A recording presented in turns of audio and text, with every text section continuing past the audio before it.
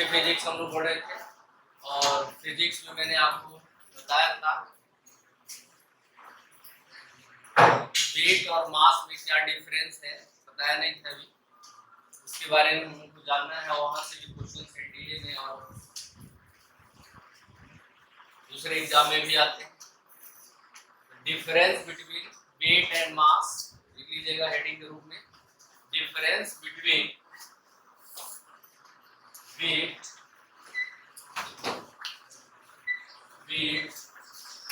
And mass. देखो बेटा, एक बार जो है बिल्कुल जो है अपने दिमाग में बिल्कुल रख लीजिए, weight is the type of force. पहले सुन लो फिर लिखना, weight is the type of force, mass is the not type of force. Weight is the vector quantity, mass is the scalar quantity. Weight is variable but mass is constant.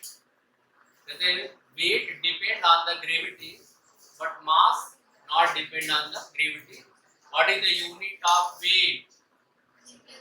Newton or kilogram weight. Newton or kilogram weight.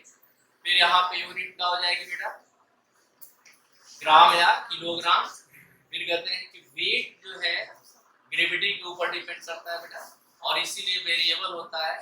मास जो है gravity के ऊपर depend नहीं करता है। फिर जो है कहते हैं weight may be zero but mass never zero, because weight is depend on the gravity and mass not depend on the gravity.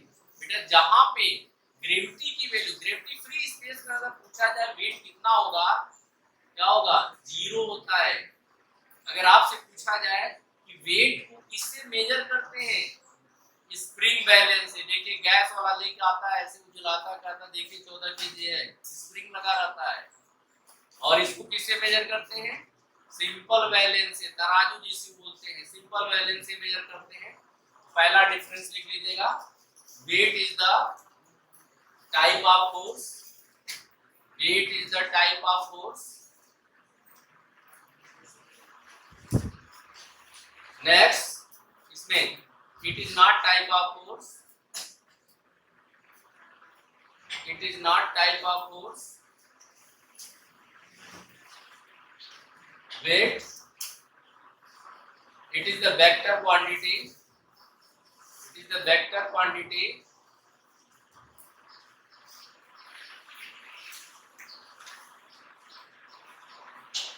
vector quantity। यहाँ पे it is a scalar quantity,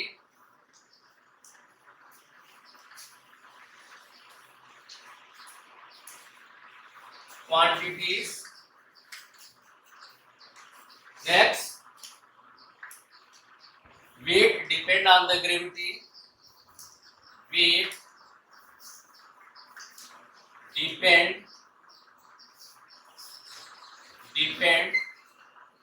on the gravity,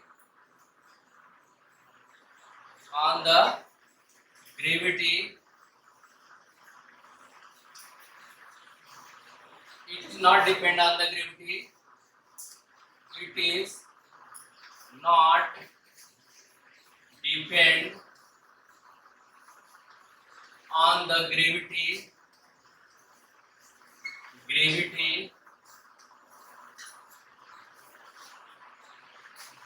may be zero, weight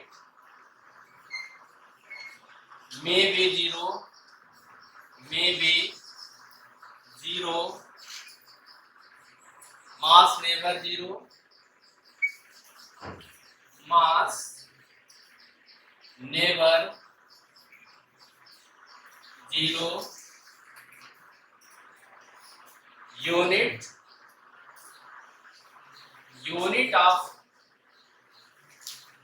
unit is Newton or kilogram weight, kilogram weight या kilogram force भी हम लोग बोल देते हैं। यहाँ पे यूनिट ग्राम और kilogram, kilogram, kilogram,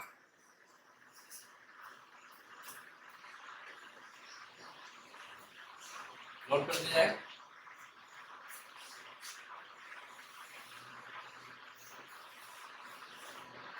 wait is variable,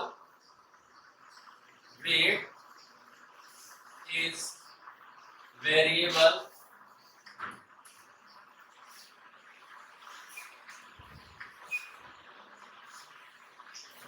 it is always constant, it is always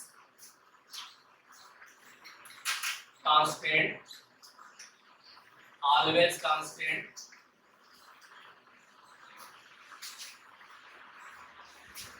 measured with help of spring balance, measured with help of spring balance, spring balance,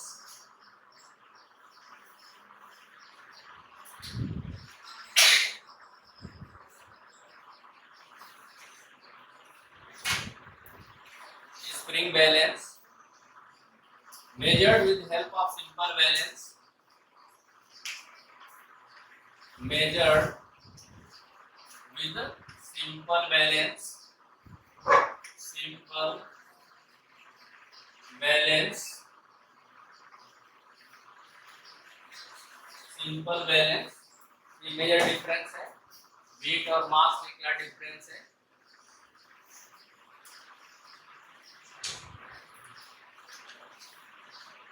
note कर लिया बेटा। अगर आपसे पूछा जाए अर्थ के पोल पे वैल्यू क्या होता है, वेट की वैल्यू क्या होती है, मैक्सिमम होती है। Why? Because at that place gravity is maximum.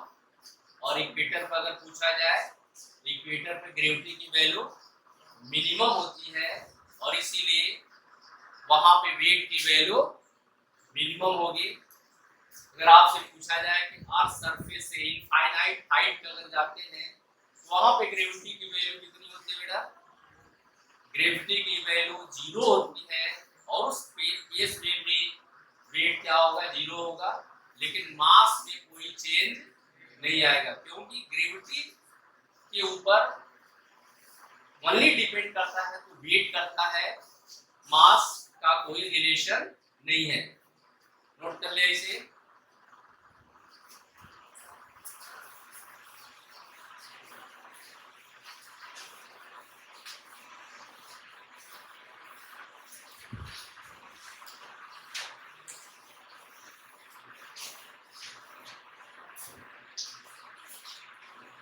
Note में लिख लीजिए कुछ पॉइंट को। देखिए, at infinite height from the earth surface, at infinite height from the earth's surface,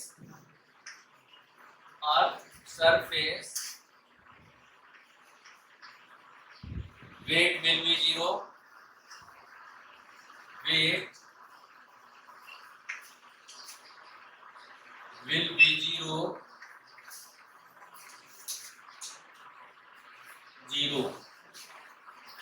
wait की वैल्यू 0 होगी। क्यों 0 होगी बेटा? आप जानते हो कि वेट इक्वल टू होता है m इंटू जे। m क्या है? मास है, और g क्या है? ग्रेविटी है। तो इनफाइनाइट हाइट पे ग्रेविटी की वैल्यू 0 है, तो वेट की वैल्यू क्या होगी बेटा? 0 होगी। नेक्स्ट देखिएगा, at earth center, at the earth center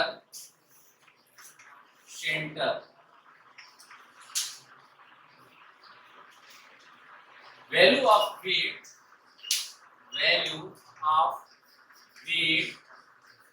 also 0, also zero because earth centre पे ग्रेविटी की वैल्यू जीरो होती है। अर्थ सेंटर पे ग्रेविटी की वैल्यू क्या होती है बेटा?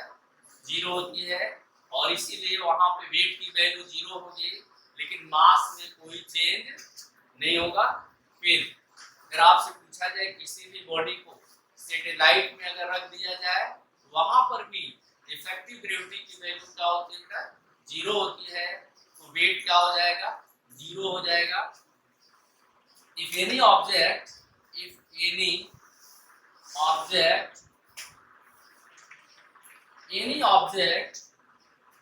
put in the satellite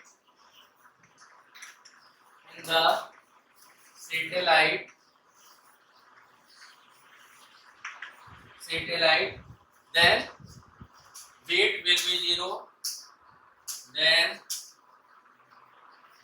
weight will be zero, याद रखना बेटा, वेट जीरो होगा। क्लियर है? मैंने क्या बताया कि एट इनफाइनाइट हाइट पे भी अगर आपसे कोई पूछता है वेट की वैल्यू क्या होगी? जीरो होगी। और क्यों जीरो होगी? क्योंकि वहां पे ग्रेविटी की वैल्यू जीरो है। फिर अगर आपसे कोई पूछता है कि अर्थ सेंटर पे, बिल्कुल अर्थ सेंटर पे ग्रेविटी की वैल्यू भी क्या होती है? जीरो होती है। और किसी भी बॉडी को सैटेलाइट के अंदर अगर रख दिया जाता है, वहां पर भी ग्रेविटी की वैल्यू जीरो होती है। और जब ग्रेविटी की वैल्यू जीरो होती है तो वेट की वैल्यू भी क्या होगी? जीरो होगी। क्लियर है? अब देखो बेटा, किसी भी बॉडी का जो वेट होता है अर्थ के पोल पे सबसे ज्यादा होता है। लिख लीजिए इस पॉइंट को भी।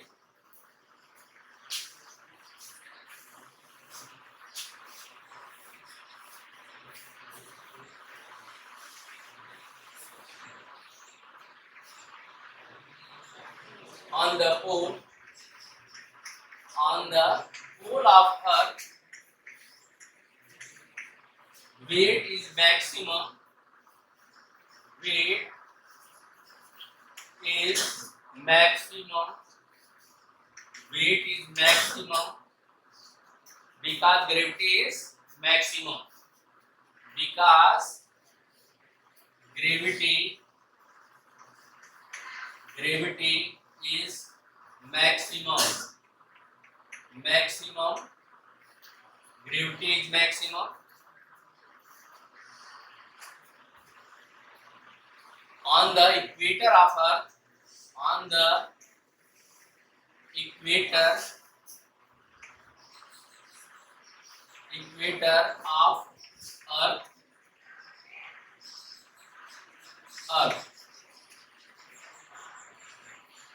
Weight is minimum.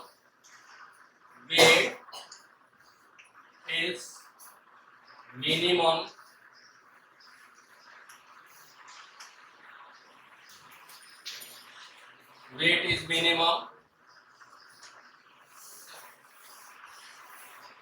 फिर बेटा अगर आपसे पूछा जाए किसी भी ऑब्जेक्ट को, आया है क्वेश्चन आपके एनडीए में और दूसरे एग्जाम में भी, जैसे नीट के एग्जाम में होता है, कहते बेटा जो है किसी भी बॉडी को अगर हम पोल से इक्वेटर को लाते हैं तो वेट के ऊपर क्या इफेक्ट पड़ता है? वेट धीरे धीरे क्या होता है? डिक्रीज करता है, लेकिन मास में कोई इफेक्ट नहीं होता है। If any object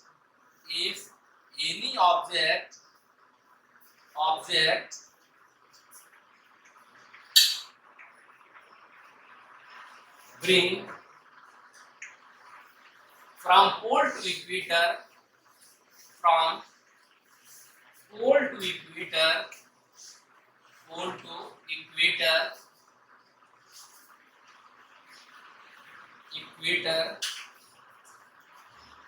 then weight will be decreases. Weight will be decreases.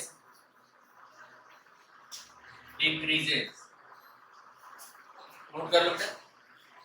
कहते हैं कि किसी भी बॉडी को अगर पोल से हम इक्वेटर की ओर लेके आते हैं तो उसका वेट क्या होगा? कंटिन्यूअस डिक्रीज करता है, लेकिन इसमें कोई इफेक्ट नहीं पड़ता है, मास के ऊपर कोई इफेक्ट नहीं पड़ता है। किसी भी बॉडी का मास जो है, जो मास अर्थ सरफेस पे है वही मास मून के सरफेस पे भी होगा। लेकिन अगर आपसे कहा जाए कि ग्रेविटी की वैल्यू कहाँ पे ज्यादा है बेटा, अर्थ सरफेस पे ज्यादा है, और मून के सरफेस पे g/6 है। मून सरफेस पे क्या है, ये g की जो वैल्यू है g/6 है, याद रखना। अगर आपसे क्वेश्चन कोई पूछता है बताओ हाई जंप जो है अर्थ सरफेस पे ज्यादा आदमी जंप कर लेगा कि मून के सरफेस पे, मून के सरफेस पे। क्यों? क्योंकि वहां पे ग्रेविटी बहुत कम है, g/6 है, ग्रेविटी कम है। ठीक है, नेक्स्ट देखिए इंडिया में कैसे क्वेश्चन पूछता है। फंडामेंटल फोर्स लिखिएगा, fundamental force, type of fundamental force, type of fundamental force.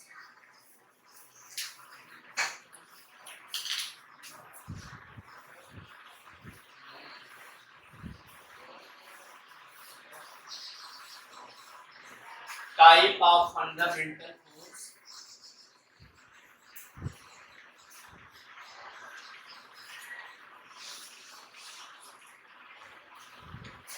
mental force, type of fundamental force,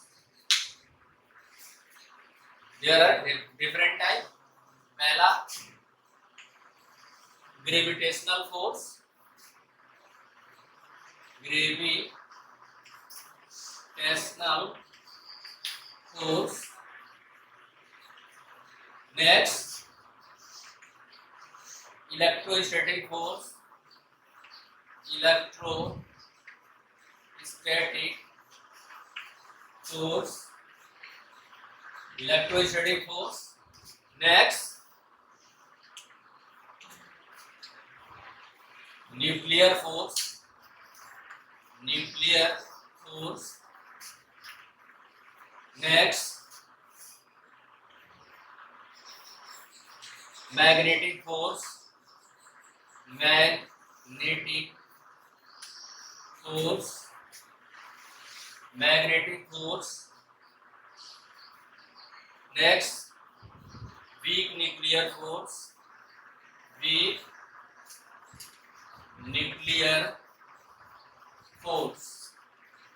देखो बेटा ये फंडामेंटल फोर्स है, gravitational force, electrostatic force, nuclear force, magnetic force और वीक न्यूक्लियर फोर्स।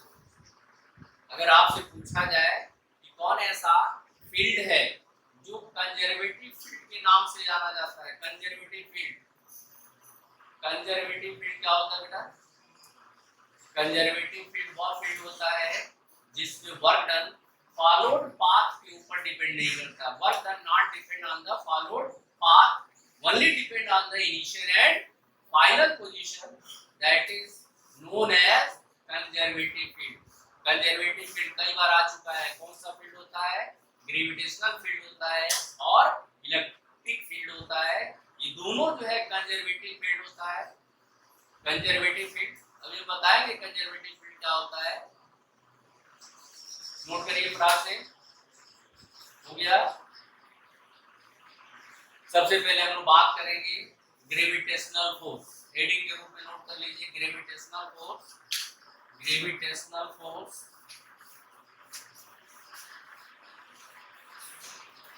और gravitational force सबसे पहले किसने दिया था भाई? First of all given by Newton. उन्होंने बताया था कि जब दो बॉडी जो है अगर डिफरेंट मास की है और उनके बीच का डिस्टेंस r है, उनके बीच एक प्रकार का फोर्स ऑफ अट्रैक्शन काम करता है। उसी को हम लोग क्या बोलते हैं? ग्रेविटेशनल फोर्स बोलते हैं। देखिए यहाँ पे ग्रेविटेशनल फोर्स क्या है बेटा? ये मास m1 है, ध्यान दीजिए मास m1 है और यहाँ पे मास m2 है, पॉइंट मास है और जिनके बीच का डिस्टेंस r है। आपसे कहा जाए इसमें फोर्स की वैल्यू, म्यूचुअल जो फोर्स होगा उसकी वैल्यू क्या होगी? आप जानते हो capital G m1 m2 upon r square होता है बेटा। की जो वैल्यू है किसके किसके ऊपर डिपेंड कर रहा है, मास के मल्टीप्लिकेशन के डायरेक्टली प्रोपोर्शनल है। F is the force, m1 m2 is the mass and r is the distance between two point mass। इसके ऊपर डिपेंड कर रहा है m1 m2। अगर m1 m2 ज्यादा है फोर्स की वैल्यू भी बेटा ज्यादा होगी। यहाँ पे 1/r² है, 1/r²। बेटा जो है r की वैल्यू अगर ज्यादा है तो फोर्स की वैल्यू भी कम होगी क्योंकि इनवर्सली प्रोपोर्शनल है। और मैंने बताया था कि अगर इसमें बेटा ग्राफ आता है तो ग्राफ मैंने पहले बताया था F और 1/r² में ग्राफ कैसा होगा बेटा, स्ट्रेट लाइन। स्ट्रेट लाइन ध्यान दीजिए, स्ट्रेट लाइन। क्योंकि बेटा जो है F और 1/r², इसको अगर आप इंक्रीज कर रहे हो तो ये भी वैल्यू इंक्रीज करेगी। क्लियर है। फिर अगर आपसे कहा जा रहा है नहीं हमें ग्राफ जो है किसमें चाहिए, F और केवल r में चाहिए, 1/r² नहीं, कैसा आता है, सेकेंड डिग्री का ग्राफ आता है। Second degree graph, second degree graph, second degree graph, second degree graph. और जी क्या है बेटा, यूनिवर्सल ग्रेविटेशनल कांस्टेंट है। यूनिवर्सल ग्रेविटेशनल कांस्टेंट है, नोट कर लीजिए इसे फटाक से।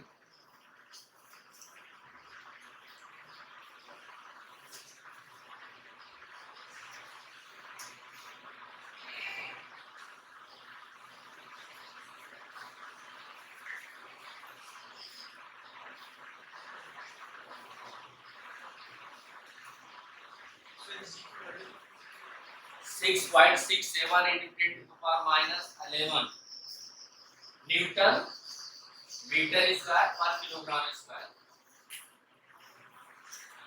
देखिए देखो बेटा यहाँ पे ये जी की जो वैल्यू होती है 6.67 into 10⁻11 newton into meter square upon KG square, unit है।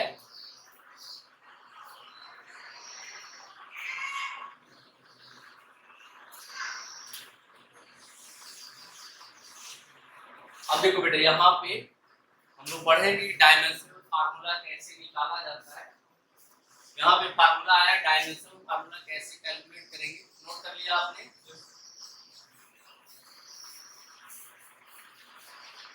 और देखो डायमेंशनल फार्मूला यहाँ पे जी का अगर पूछ रहा है क्या करोगे, F इंटू r² कर दोगे अपॉन m का स्क्वायर। m क्या है, मास है, F क्या है, फोर्स है, r क्या है, डिस्टेंस है। आप जानते हो कि F का डायमेंशनल फार्मूला m/t/2 है और r है l² है और यहाँ पे क्या है बेटा m² है। यहाँ से कैंसिल हो गया, डायमेंशनल फार्मूला क्या हो गया, l³ t-2 ऊपर जाएगा m-1। क्लियर है, इट इज क्लियर, नोट कर लीजिए डायमेंशनल फार्मूला।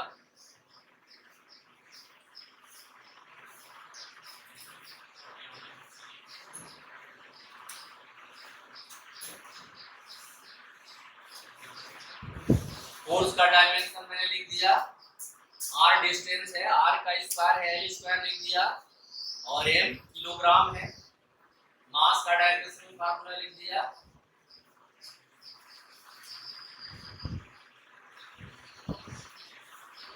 अब देखिए सबसे इंपॉर्टेंट इसके कैरेक्टरिस्टिक्स से क्वेश्चंस आते हैं। लिखिएगा characteristics of gravitational force, characteristics of gravitational force.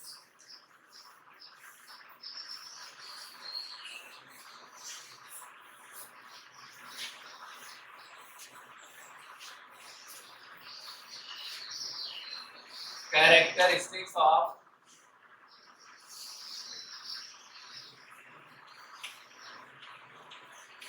state of gravitational force. Gravitational force. देखो बेटा कैरेक्टरिस्टिक्स क्या है। पहला कैरेक्टर ये है कि दुनिया में सबसे वीकेस्ट फोर्स होता है। It is the weakest force in the nature. तो लीजिए एक बार फिर हम लिखा देते हैं weakest force in the nature. ये फोर्स जो है मीडियम के ऊपर डिपेंड नहीं करता, not depend on the medium. और ये फोर्स जो है ऑलवेज अट्रैक्टिव होता है, नेवर रिपल्सिव। और it is a conservative, large range का फोर्स होता है, नॉन कांटेक्ट फोर्स होता है। नॉन कांटेक्ट फोर्स होता है, याद रखिएगा, नॉन कांटेक्ट फोर्स होता है। और ये जो फोर्स होता है कंजर्वेटिव फोर्स होता है। कंजर्वेटिव फोर्स फिर जो है कहते बेटा जो है ये मीडियम के ऊपर डिपेंड नहीं करता है और इनवर्स स्क्वायर लॉ को फॉलो करता है। इनवर्स स्क्वायर लॉ को फॉलो करता है। चलिए नोट कर लिया जाए। पहला, it is a weakest it is the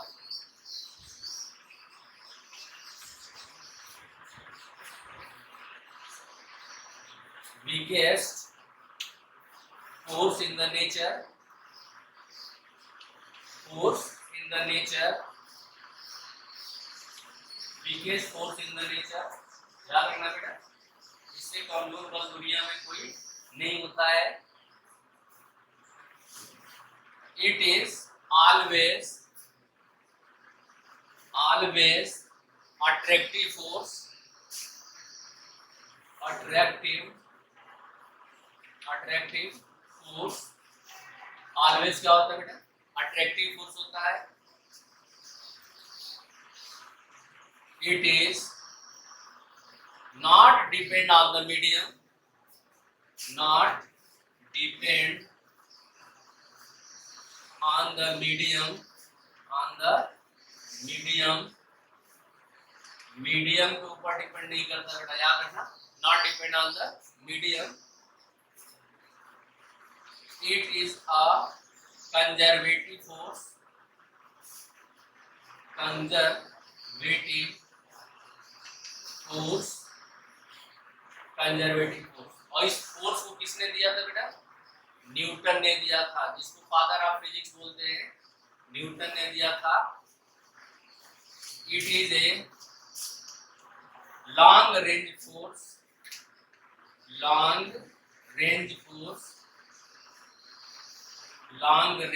force, लंबी दूरी का बल होता है। It is follow inverse square law, it is follow inverse square law.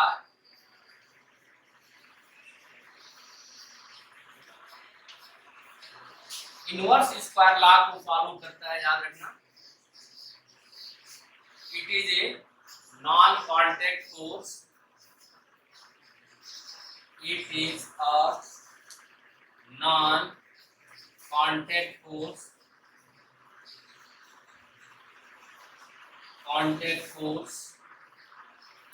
Non contact force. Next,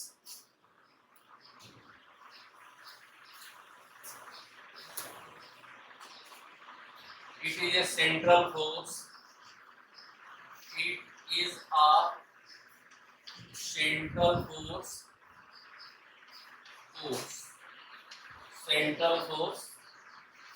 note करो बेटा।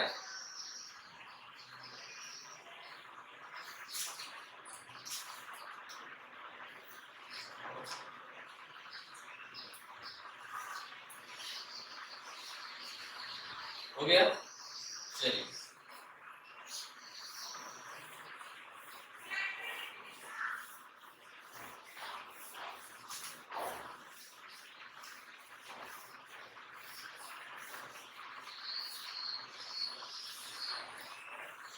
कहते बेटा जो है कंजर्वेटिव फील्ड क्या होता है, what is the conservative field, लिखिएगा कंजर्वेटिव फील्ड, यहाँ पे जान लेना जरूरी है।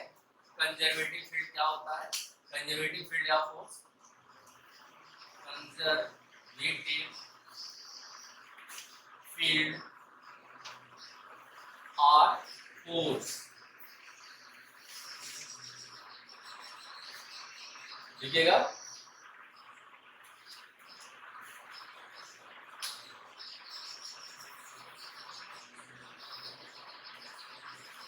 those field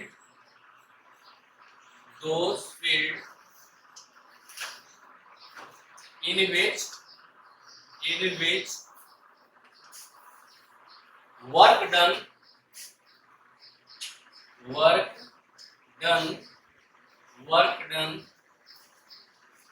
not depend on the followed path, not depend on the followed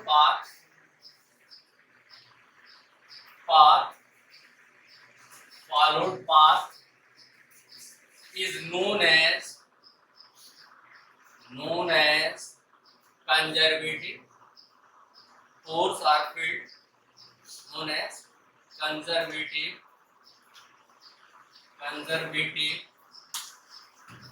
force or field।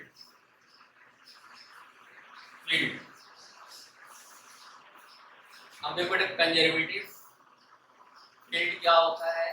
मैंने बताया था कि वर्क डन जो है फॉरवर्ड पाथ के ऊपर डिपेंड नहीं करता है।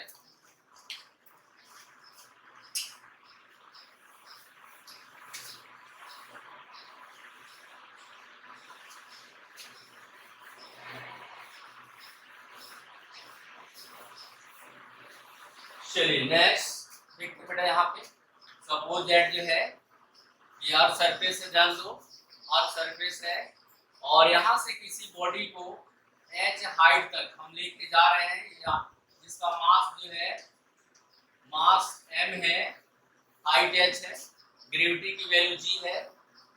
तो अगर इस पाथ से, ये वाले पाथ से लेके जाए या ऐसे लेके जाए इस हाइट तक, या ऐसे लेके आए इस हाइट तक, इन दोनों तीनों पाथ में ये है, ये B है और ये C है, हाइट सेम है बेटा, हाइट सेम है, इनिशियल और फाइनल पोजीशन के ऊपर डिपेंड कर रहा है। तो वर्क डन जो है यहाँ पर भी क्या होगा? mgh होगा, mgh।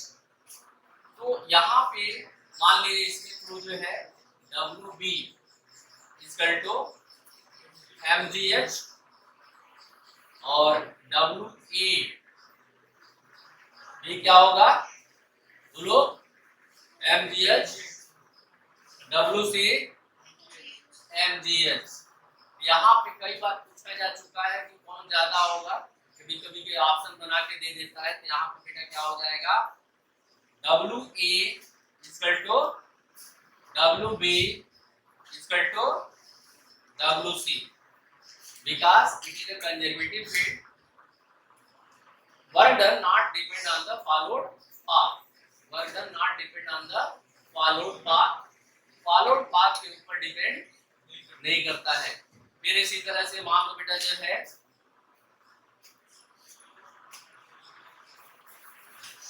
Electric field, suppose that जो है ये इलेक्ट्रिक फील्ड है, यूनिफॉर्म इलेक्ट्रिक फील्ड है, इस तरह से ये इलेक्ट्रिक फील्ड है और ये भी इलेक्ट्रिक फील्ड है, और किसी भी चार्ज पार्टिकल को